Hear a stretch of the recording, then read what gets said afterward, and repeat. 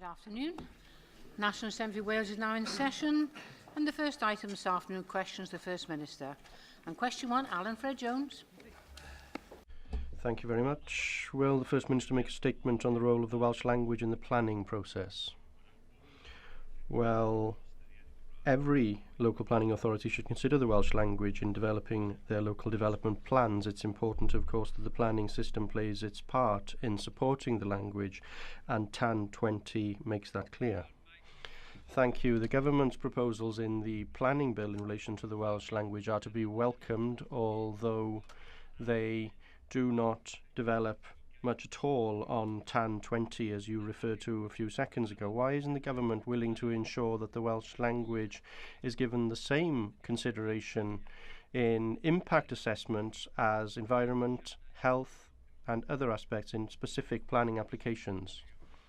Well, we're open to any discussion as to how that could work on a practical level, and of course bearing in mind that that would have to be paid for. The individual making the planning application would have to pay for that, and also who would carry out any kind of assessment and what the methodology would be. In considering those practicalities, we are more than happy to consider how the planning system can continue to assist and support the Welsh language. Thank you, Presiding Officer. Well, First Minister, you've mentioned the word practical there, and every time I've asked you here in the plenary session on this issue, you've said that any assistance given to the language should be practical, and that should be the case with the planning system. During stage 2 of the bill, the Minister rejected all amendments put forward by opposition parties that proposed practical solutions on planning applications. Are you willing today to say that the government is willing to bring forward its own amendments in order to ensure that some of those practical solutions do emerge in stage 3? Well, we've done that, of course. We have made progress on the Welsh language and the planning system, and the aim, of course, is to ensure that individuals don't have to carry out some sort of language impact assessment. That would be excessive in my view, and also we want to stop developers where they want to perhaps build a new estate to cut that application down to 3 and 4 different applications in order to get under any line that may be drawn in the legislation itself. So considering these practicalities, we're more than happy to continue the debate. Question 2, Russell George. Will the First Minister make a statement on the Mid Wales healthcare study? Yes, following the study, the Mid Wales Rural Healthcare Conference took place on the 12th of March, and this provided an opportunity to bring stakeholders together to highlight successful examples of solutions to rural healthcare problems and discuss what lessons could be applied to the middle of Wales. Thank you, First Minister. I was pleased with that conference. It took place at Cefnleer Park near Newtown just a couple of weeks ago, and the conference and study quite rightly pointed out the strategic importance of bronglice. However, there was some concern following the conference that there was little reference to cross-border healthcare during the day, and concerns that a new border would be allowed to develop, which would be effectively be through the centre of Powys. Can you, First Minister, give an assurance that the provision of healthcare in Mid Wales will take into account the whole of Mid Wales, and that there will not be a line drawn through the centre of Powys? There are no plans to draw a line down the centre of Powys. I can assure the member of that. And certainly we know that there will continue to be a number of patients from Powys who will access health services in England. And indeed, there is a flow that goes in the other direction as well. That is something that has always been the case. It's something the Welsh NHS pay for, and I do not see his constituents nor anybody else's constituents in Powys as refugees, a word that has been used, of course, unfortunately, by a member of his party in London. Helen Jones. Prif Weinidog, First Minister, I had an opportunity to attend a conference that was very valuable and provided an important direction for this new work in terms of healthcare planning in Mid Wales.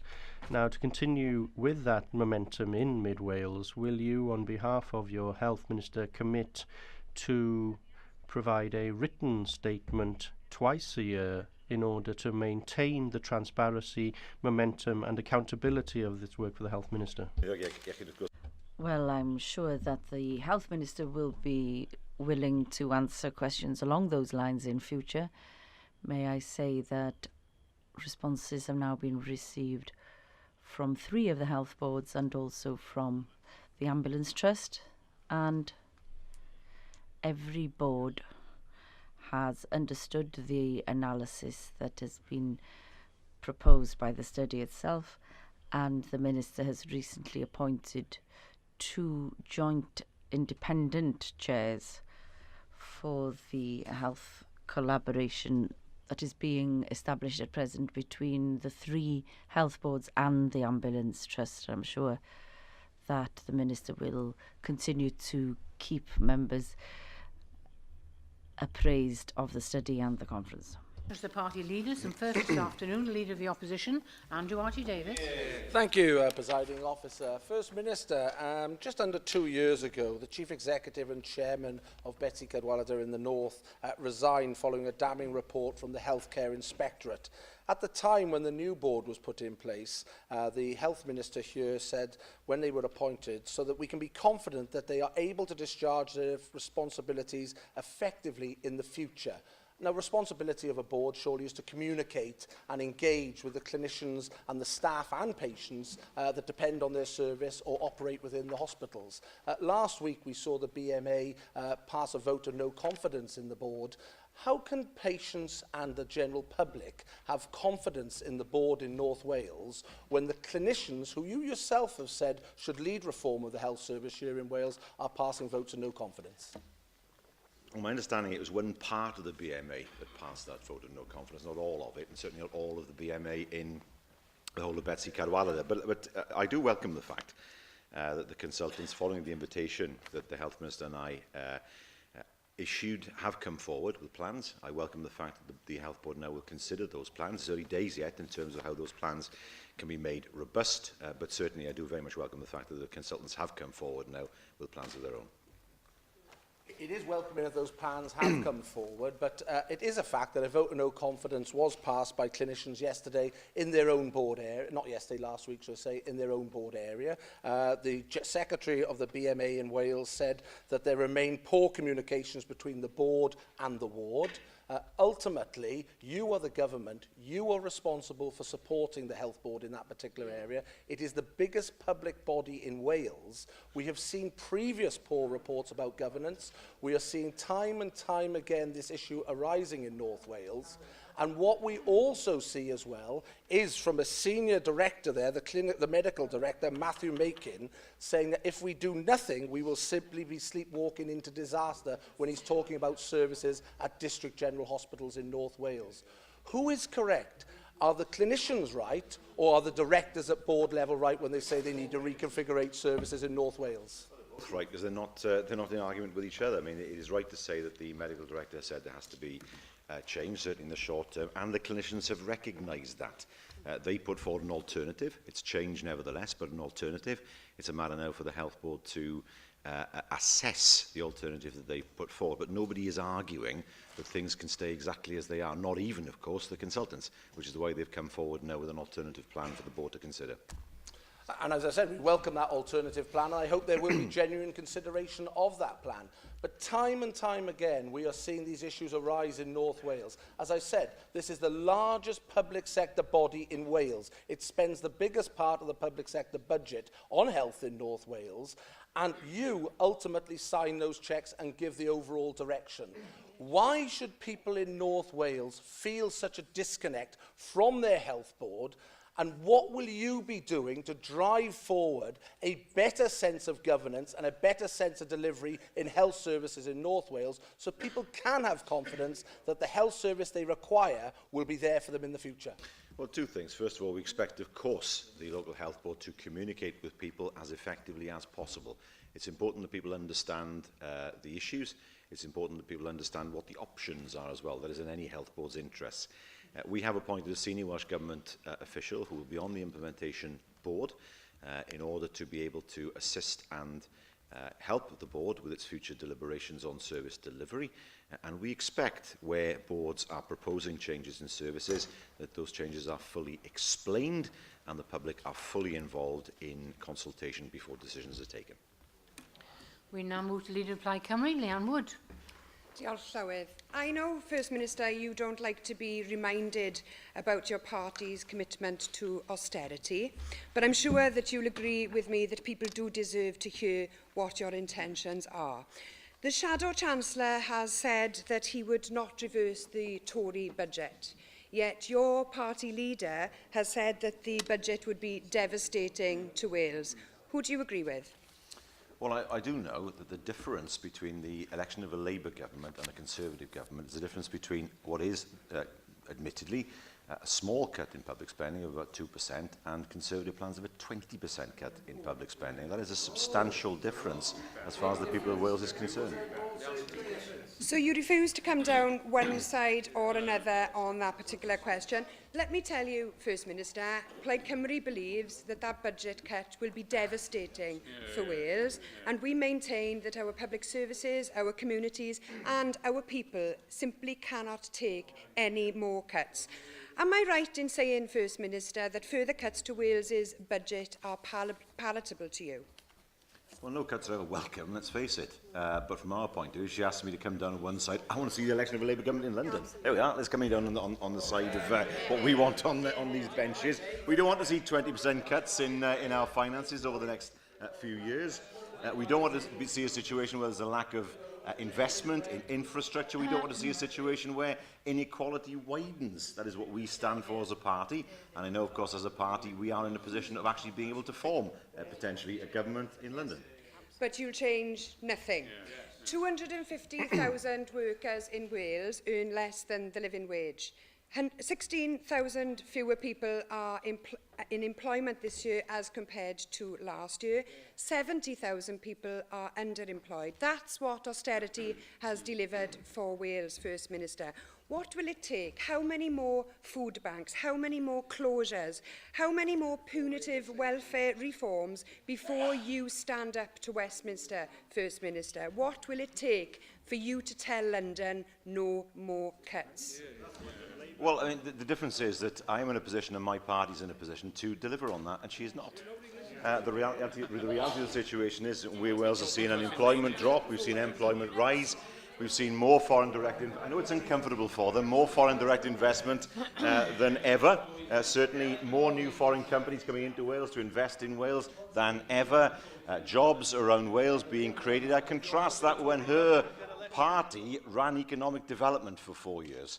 When we did not see that being done, we did not see that level of investment coming into Wales, we did not see a situation where Wales was being sold around the world. And I will not take lessons in terms of ideas from a party who produced the thinnest manifesto at the last Assembly elections.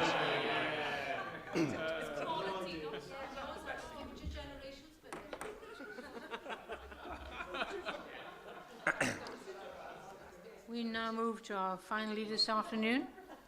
That's the leader of the Welsh Democrats, Kirsty Williams.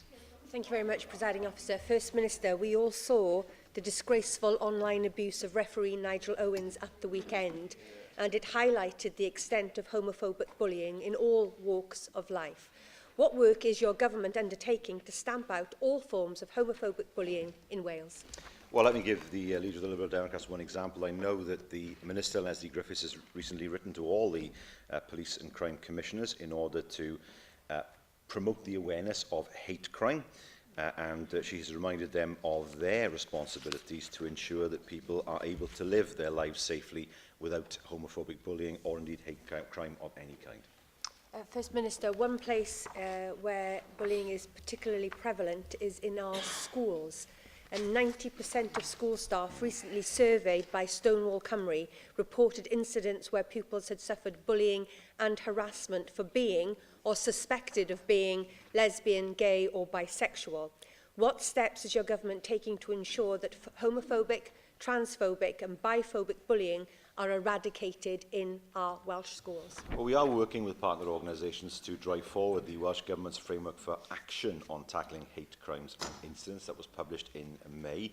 That focuses on prevention, on supporting victims and, of course, on improving multi-agency working. We know, of course, that the issue of bullying is not simply what happens in school, but what happens online. Cyberbullying particularly, where I have seen examples where people will almost hunt as a pack in order to bully an individual. to that individual's great detriment, of course. And that is an issue that we expect to work with the police and other agencies over in order to be able to tackle it. First Minister, Stonewall Cymru in their work tell us that teachers and school staff want the tools to tackle incidents of homophobic bullying, but they also need support in doing that. Ensuring schools have clear guidance and school behaviour policies is the first step, but it's vital that staff then have the tools to implement those policies and feel confident in doing so. How will you ensure that teachers, as well as pupils, feel confident and supported enough to challenge unacceptable behaviour of this nature, whether it happens in school to our children or whether it happens at home via online bullying that you've just talked about? I would expect schools to ensure that teachers are able to recognise, first of all, bullying, whether it is bullying of a physical kind or abuse at school or cyberbullying. We would expect schools to have in place policies to deal with bullying of that kind, working with the local authorities who themselves should have those policies in place dealing with bullying in their schools. It's important that schools are able to access local authority advice and support in order to access training where they feel that's required for bullying of all kinds. And of course each secondary school at least has a counsellor who is able to recognise and give advice over bullying if children and young people go to see that counsellor. It's important, of course, that there is a proactive approach in identifying bullying. We can't rely on youngsters going to see a counsellor if they feel that they're not able to, that they don't want to do that. And there are many reasons why youngsters will not do that. But certainly we would expect schools working with local authorities to have policies and personnel in place to be able to recognise the signs of cyberbullying of all kinds, and particularly, of course, homophobic bullying. We now move back to questions on the paper, and question 3 is Joyce Watson.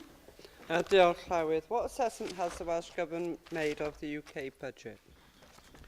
We have made an assessment, and we can say that the UK budget has deepened the Chancellor's austerity programme, and more cuts will be passed on to Wales in the future.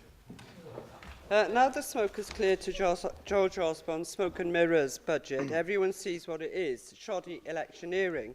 Within hours, it was shot to pieces. The Office for Budget Responsibility warned of a rollercoaster of deep cuts, a much sharper squeeze on spending than anything we've seen over the past year. Deeper cuts to police, defence and the Welsh grant. First Minister, we know that the Coalition's austerity programme has already robbed public services of £1.5 billion since 2010. What damage will further austerity programmes inflict on Wales should the coalition government find its way back into government? Well, the plans the Chancellor outlined would have an enormous negative effect on Welsh public services, be it health or education, or indeed the provisions what local government provides through social care. There's no question about that. It is very much a smoke and mirrors budget. Its lead message seems to be the ability, for example, for pensioners with private pension funds to be able to access the money in those funds by selling their annuities. What they haven't said is that annuity, that the proceeds from that sale is taxable. And secondly, of course, there are fees to be paid to those who potentially would want to provide advice and buy those annuities. So once again, something that is claimed to be something that would be of advantage to pensioners carries with it an enormous amount of financial liability for pensioners. Nick Ramsey. Diolch. Well, First Minister, Joyce Watson is, of course, right in some respects, in that this budget does indeed contain a number of important cuts for people in Wales. A cut in the amount of taxation that people on the lowest income will pay by raising the personal allowance threshold to £11,000.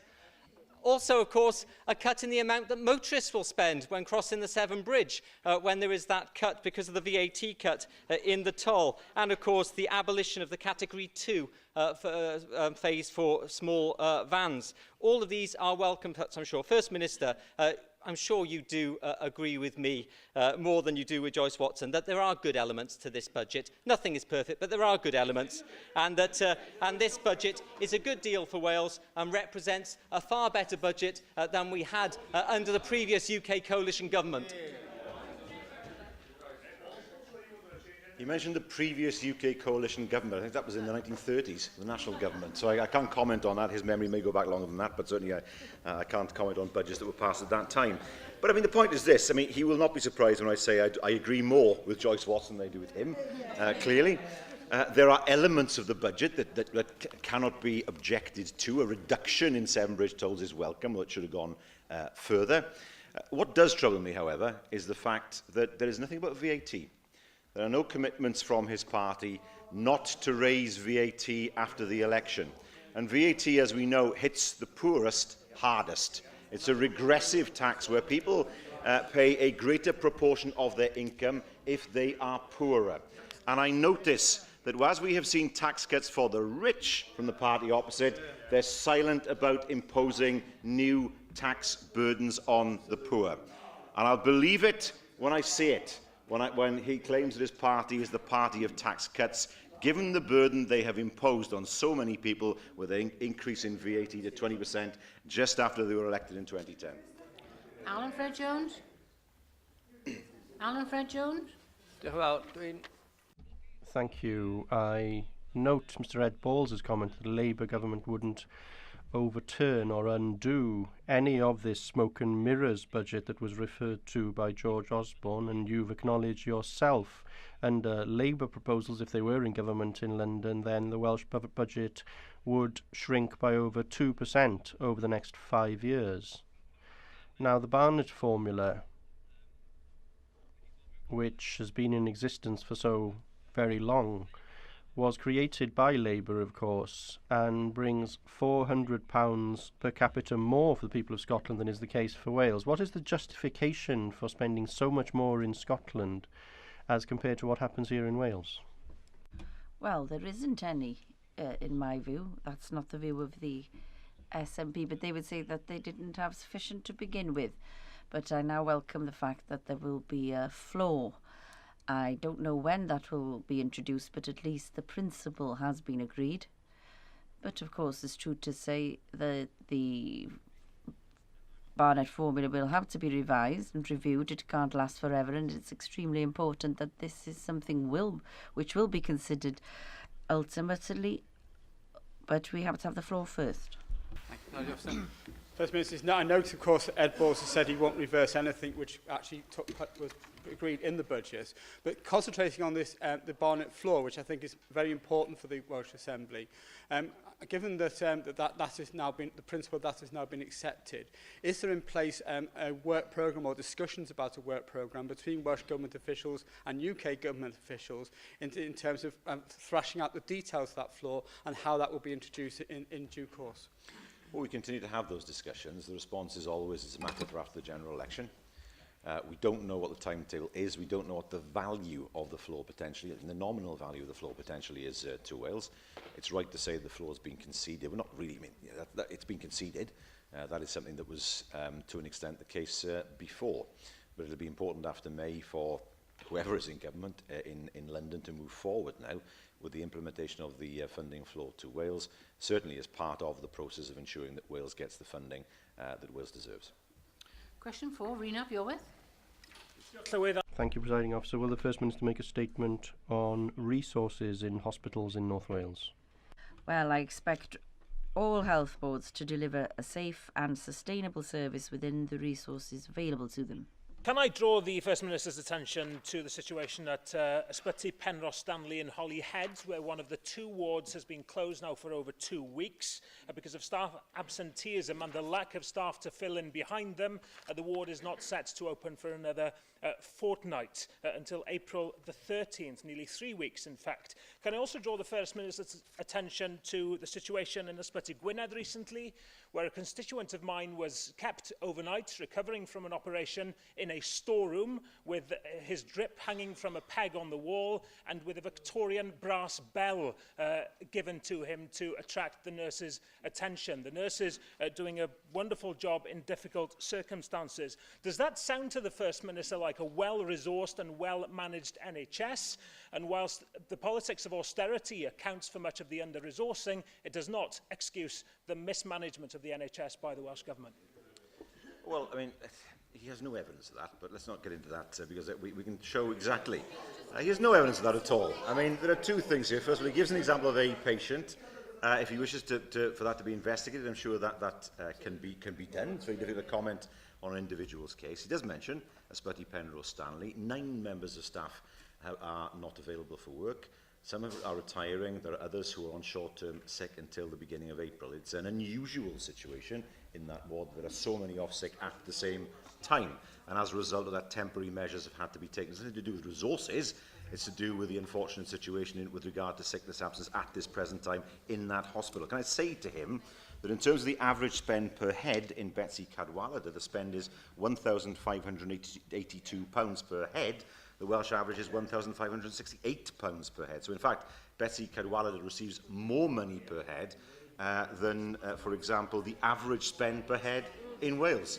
And we know that there will be examples, and he does draw my attention to an example in Holyhead. It is temporary, but there are particular circumstances in Ysbyty Penrose Stanley that apply there because of an unusual rate of temporary staff absence. It's a temporary situation, and all would want to see things return to normal as quickly as possible. With regard, of course, to an individual's circumstances, it's very difficult for me to comment, given the fact that I am not familiar with the full facts, but if he wishes to pass those on to me, of course I'd be willing to look at that for him. Darren Miller. Thank you, Presiding Officer. First Minister, yours is the only government that Wales has had which has made real-term cuts to the National Health Service, something that no Conservative Prime Minister has ever actually delivered to a National Health Service. Do you regret the record-breaking cuts which you have imposed, which have resulted in real terms decreases in the cash available to the National Health Service? Real terms decreases, of course, which have not taken place over the border in England, and where the NHS spending has been protected and increased in real terms in each and every year since the coalition government, which is led by the Conservatives, has been formed. If his comments had any wit of truth, he might be able to explain why his own Prime Minister was heckled today at the Conference of Pensioners because of his performance on the NHS. He'd like to explain that to us, I'm sure. He comes out with this, and I search for a term here, but the term I think that's best applied is cobblers, about the what he claims is a record-breaking cut in the NHS in Wales. It's absolute nonsense. There's no figures to back up what he says. And he forgets, of course, well, I don't want a soprano-like intervention from the Leader of the Opposition. The reality of the situation is this. If you look at health and social care in Wales, and you cannot divorce one from the other, we are spending substantially more per head on health and social care in Wales than his party is in England. Social care in England is being devastated. Devastated. We see a huge increase in delayed transfers of care in England as a result of that. The reality is that spending in Wales per head is at least as high as in England. We know with regards with cancer drugs, we spend more per cancer treatment, more per head in Wales than is the case in England. That much is true. And we know that the Nuffield Trust themselves said that in fact there wasn't much difference, as they put it, between the health services of the 4 nations. And the reality is he keeps on coming out with this record-breaking stuff about the record-breaking cuts in Wales. The reality is this chamber has scarce seen such record-breaking nonsense. Andrew Archie Davis. I've heard enough of your voice this afternoon. And I'll go to some of the others as well. If we can just listen to what the First Minister is saying and let the questioners have their opportunity. Aled Roberts. Thank you, Presiding Officer. You've mentioned a safe, sustainable service, but there are cases in North Wales where the policies of the deanery do create difficulties. For example, with maternity service, the deanery insist that 1 in 11 should be the rota. Now, that isn't the case in any other health service within the UK. So will you, as a government, challenge some of the deanery's policies which create real concern within rural areas where, to be fair, it wouldn't be possible to maintain services if the deanery's policies are implemented? Well, this was something that was created by the specialists, and it's part of that. And of course, it's a matter for the deanery itself, because they are the ones who are responsible for training the doctors. But what I would like to see is that whilst the board actually consider the specialist's paper, that the deanery should also be part of that consideration in order to see whether it's possible to develop the paper further. It's difficult to know whether that will be possible, as it's only just been published. But everybody would wish us to get to a position where, if it's possible to continue with the service, but at present we need to consider the paper in detail. Question 5, Keith Davis. Thank you, Presiding Officer. Will the First Minister provide an update on Welsh Government plans to expand the transport network in West Wales? Well, we will be publishing the National Transport Plan in the spring. This will set out our proposals for investing in transport improvements in West Wales. Thank you, First Minister. Where are we now with transport plans for the city region in West Wales, given that the line to Swansea is to be electrified and that there is the agreement, Arriva franchise comes to an end in 2018? Well, first of all, I welcome the fact that the service to Carmarthen is to continue, because there were fears that it would finish after electrification, but that will continue, and of course we must bear in mind that the trains, well, what we expect is that the train will be hooked onto the electric train in Swansea. That's important to note that.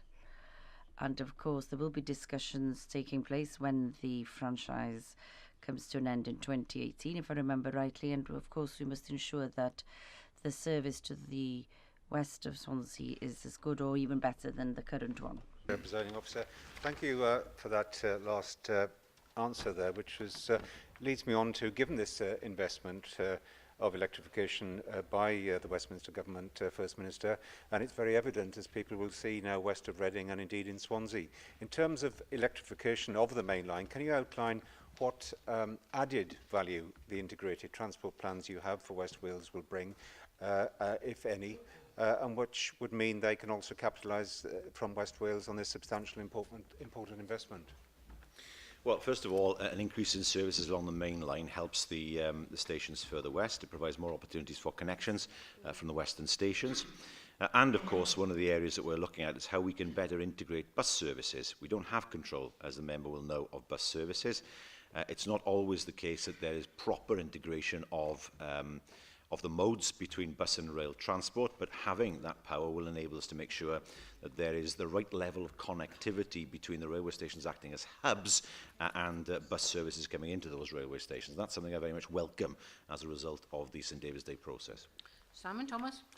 Diolch, Llywydd. Thank you, Presiding Officer. Around 100 people came to a public meeting last Thursday evening in Carmarthen to discuss reopening a railway of some sort between Carmarthen and Aberystwyth as part of a national pattern to link the whole of Wales. Now, there was support in that public meeting from myself, Roderick Glyn Thomas, and two Labour parliamentary candidates who are also in attendance, and it's clear that there is will across parties in West Wales to see if this is a feasible scheme and whether something like this could be achieved over the next 20 years as an ambitious long-term plan to open West Wales to public transport and to link important towns such as Carmarthen and Aberystwyth, where the Welsh language is strong and still spoken on a daily basis.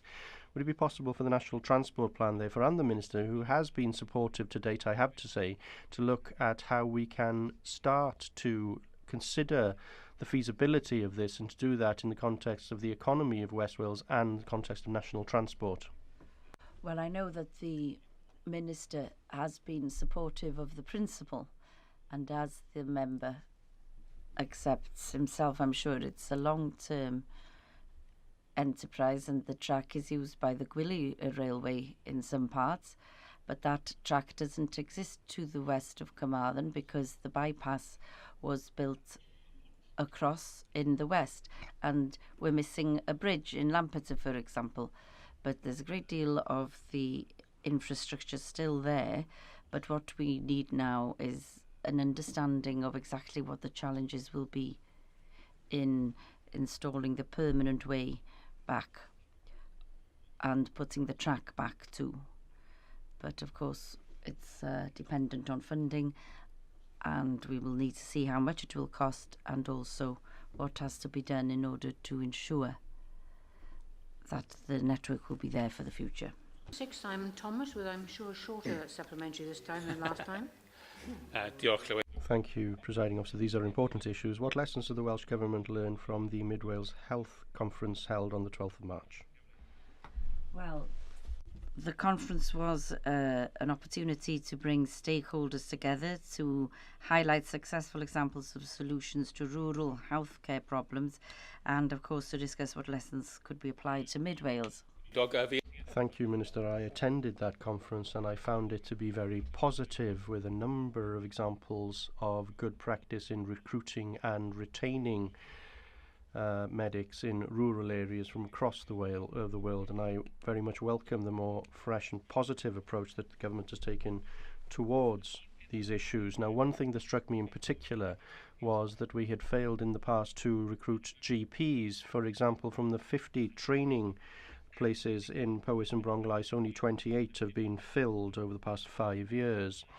Now, there were some excellent lessons to be learnt in long-term recruitment in rural areas, and it's clear that we have tried some of these things but haven't truly learnt the lessons. So will you review how we recruit, particularly in rural areas?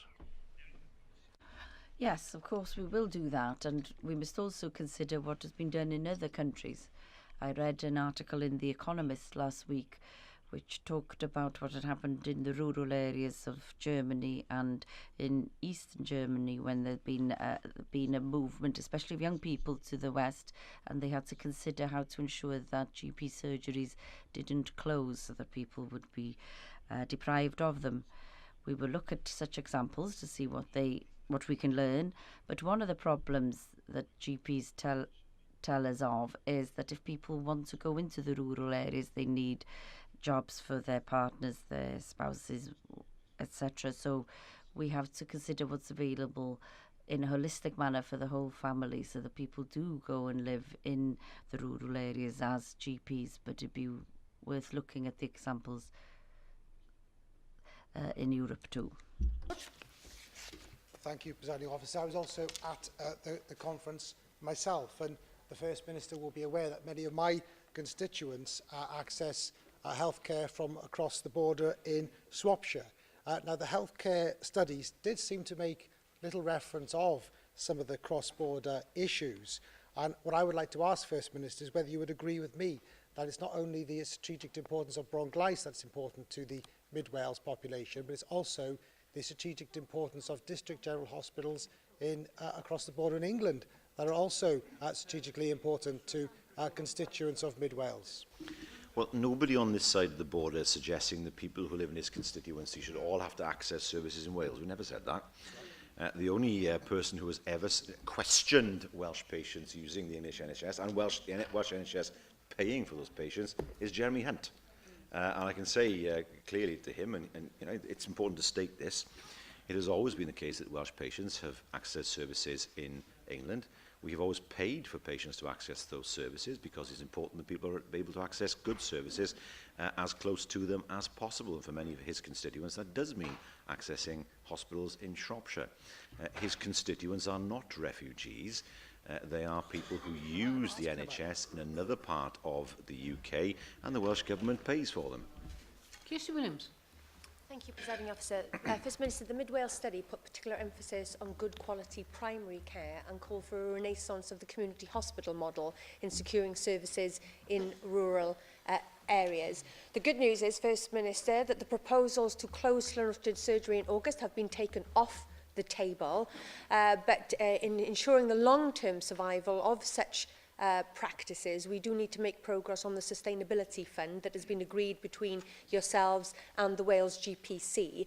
Could you give an indication when the sustainability fund and that process will be made available so that rural practices, especially branch practices that could be in danger of folding and therefore limiting access, could take advantage of the negotiations that you have secured? I will ask the Health Minister to write to you with detail on that timescale. I very much welcome the fact that matters in Llanrwstyd seem to have been resolved. Question 7, Claire Griffith. Diolch, Llywydd. Wnaeth y Gweinidog... Thank you, Presiding Officer. Will the First Minister make a statement on the provision of transport for people who use maternity services in North Wales? Well, I expect health boards to put in place appropriate transport provisions to support access to maternity services across North Wales. and this will ensure that medical help is provided at the earliest opportunity. Thank you for your response. The Trunk Road Agency for Mid and North Wales has recently announced that it dealt with some 10,000 cases over the past year, many of those accidents or cars breaking down which caused traffic jams along the A55. Now, last week your own government announced or published a temporary traffic order which would mean more work along the A55 for the next 12 months. Now, whilst I accept, of course, that maintenance work must be carried on along the A55 from time to time, will you accept that there are implications of that for the proposed changes to maternity service which make those services less safe? Well, first of all, of course, any change in any maternity service would include a safety gateway in order to ensure that people will be assured that the traffic flow will be appropriate, and that will be part of any future development. We know now, of course, that this paper has been received from the specialists at Glan-Clwyd, and the Health Board is to consider that, and we'll see the results of that. Mark Ishmael? Yeah, thank you. Well, it's now 3.5 years since the Welsh Government launched its strategic vision for maternity services, and despite proposals by Pedair Cadwaladr Health Board then to downgrade at least one of their maternity units to midwife-led without protecting consultant-led services, raising concern that lives could be put at risk by forcing pregnant women to travel further to give birth. So more than 3.5 years when doctors and midwives were warning against this. How do you respond, therefore, to the statement today by the leader of the campaigners in North Wales, commenting on the postponement of the removal of doctors in the midwifery unit in Glan-Clwyd? And she says, I still feel the health minister needs to put special measures in place to protect the community. It's very unclear as to what special measures would deliver, actually. What's important is there's no proposal on the table from the consultants. And it's now important that the Health Board have the opportunity to consider that paper, and they have indicated they will do that and postpone any proposals for a further fortnight. And it's important that full consideration is given to that paper. Bear in mind, of course, that the announcement has already been made that the Glan-Clwyd site will be the site for the Saesneg.